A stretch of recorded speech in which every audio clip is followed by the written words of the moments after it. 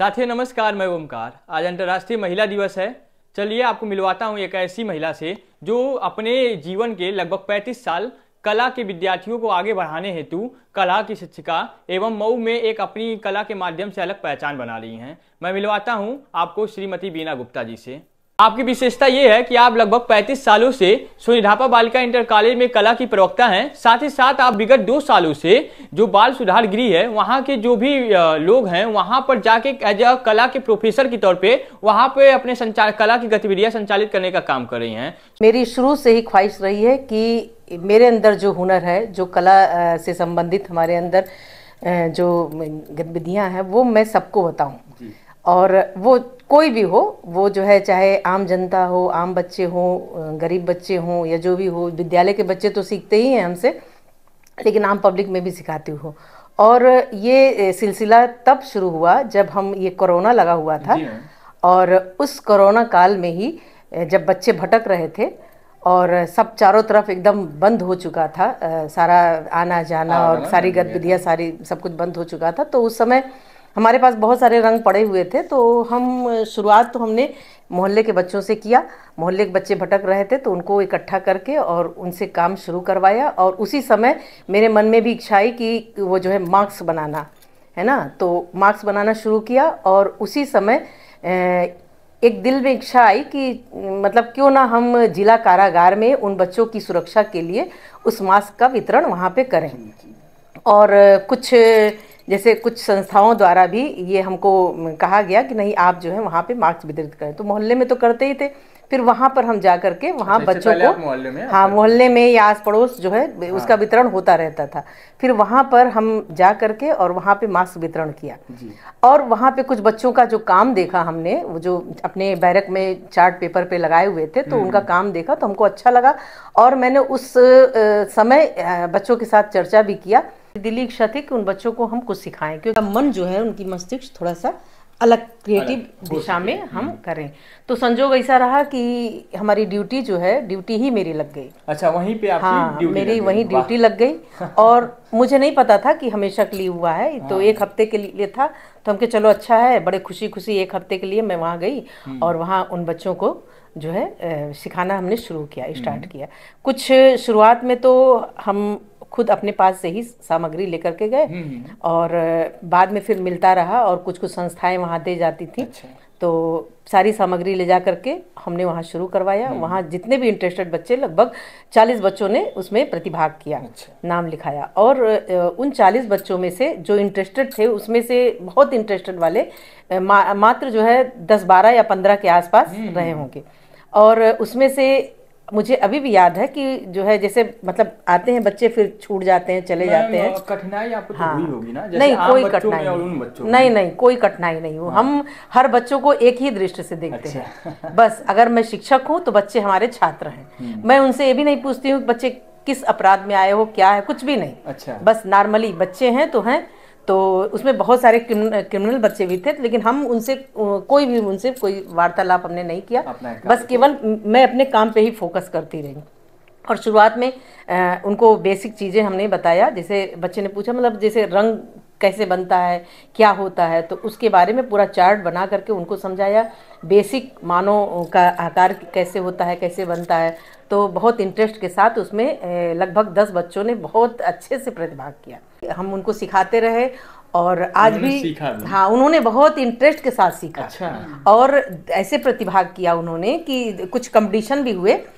वो राज्य स्तर का कंपटीशन लोगो बनाना था महिला सशक्तिकरण पर। तो हमने 10 बच्चों को लेकर के हमने इस पर काम किया और सिर्फ बच्चों ने खुद बनाया और उस पर रंग करके उसको हमने जो है सबमिट किया। तो बच्चे जो है बहुत खुश होते थे। और वो बच्चे इतने इंटरेस्टेड हुए, इतने उनका दिली लगाव मुझसे हो गया कि थोड़ा सा किसी दिन अगर मैं उदास हो जाती थी या किसी भी कारणवश बैठी रहती थी या बताती थी, तो तुरंत पूछते थे, मैम आप क्यों उदास हैं?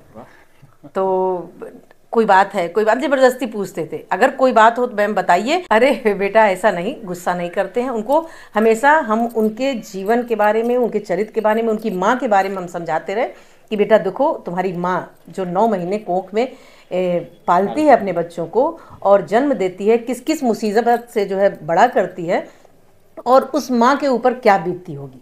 आज तुम भाई हो सकता है गलती हो गई है तो कोई बात नहीं, गलती तो सुधार गृह इसीलिए है, यहाँ अपराधियों को अपराध बोध कराने के लिए नहीं है, ये अपराध को सुधारने के लिए है। तो उनको मैं अपने काम, क्रिएटिव काम के साथ साथ उनको मैं समझाती रहती थी।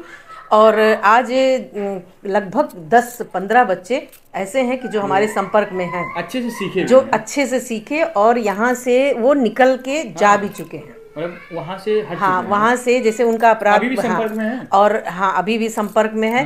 कुछ ऐसे बच्चे हैं कि जिनका मैं नाम नहीं लूंगी लेकिन जो है जाने के बाद वो इतने बड़े अपराधी थे कि वो जब उनका फोन आया तो मैं डर गई कि जो है भाई क्या बात है। तो हम जेलर साहब से हमने बात किया कि सर ये जो है इस बच्चे का फोन आ रहा है और ऐसे कहें आप उठा लीजिए, मैं देख लूँगा।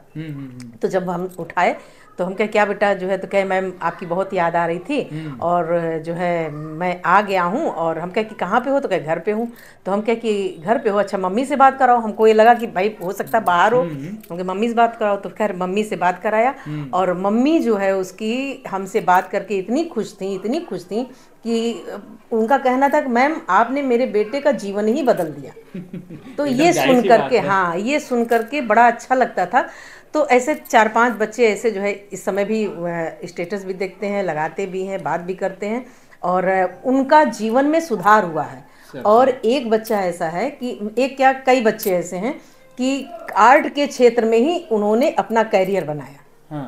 उन्होंने अपना स्टूडियो खोल करके, वहां से हटने के बाद, हाँ, कला के क्षेत्र में ही वो अपना स्टूडियो बना करके और आज अच्छी पहल एक तरीके से कहा है कि जो सजा काट रहे अपराधी था उसको आपने एक नया आयाम देखा, आयाम से जोड़ के उसको अलग स्किल दिया। बस मेरा यही है कि माँ का बेटा है, किसी माँ का बेटा है और वो बेटा अगर गलती कर ही दिया किसी कारणवश, भूलवश भी हो सकता है, गुस्सावश भी हो सकता है, तो जो भी अपराध किया हो, लेकिन वो यहाँ से सुधर के जाए और हमारे संपर्क में जो भी बच्चे रहे वो सुधर जाएं। तो हमने ये अपने जीवन में पाया कि हमारे संपर्क वाले बच्चे, बहुत से बच्चों में सुधार हुआ है। मेरा जीवन बस इसीलिए है कि अगर हमारे संपर्क में जो भी बच्चे हों कुछ हमसे सीख करके आगे बढ़ जाएं, आगे कर जाएं, वही हमारे लिए बहुत है। ये कला का मतलब सिर्फ चित्र बनाना नहीं है, कला का मतलब सौंदर्य है ना, कला का मतलब सौंदर्य, जीवन को सुंदर बनाना मेन मकसद है कि कला केवल चित्रकला नहीं होता, चित्रकारी नहीं होता, वो पूरे जीवन को सुंदर बनाए। तो हमारी हमेशा से बच्चों से यही कहना रहता था कि बेटा देखो तुम अपने जीवन को अच्छा बनाओ। बस अब भविष्य में भी हमारी, जब तक मैं रहूँगी तब तक मेरा यही उद्देश्य रहेगा कि हमारे संपर्क के बच्चे आगे बढ़ें, कुछ अच्छा सीखें, जीवन में अच्छे चरित्रवान हों और अच्छे चरित्रवान बन करके और समाज में कुछ करें, नाम करें, है ना। तो यही हमारी दिली इच्छा है। चलिए, बहुत बहुत शुभकामनाएं आपको मैम, और आशा एवं विश्वास उम्मीद यही है सबसे कि मैम से सीख कर ऐसे जो बच्चे निकले हैं वो समाज में अपनी अलग छाप छोड़ने की जरूर कार्य करेंगे। ऐसे ही अलग अलग वीडियो, ऐसे ही खास वीडियो के लिए हमारे चैनल से आप जुड़े रहिए। धन्यवाद आप सभी का।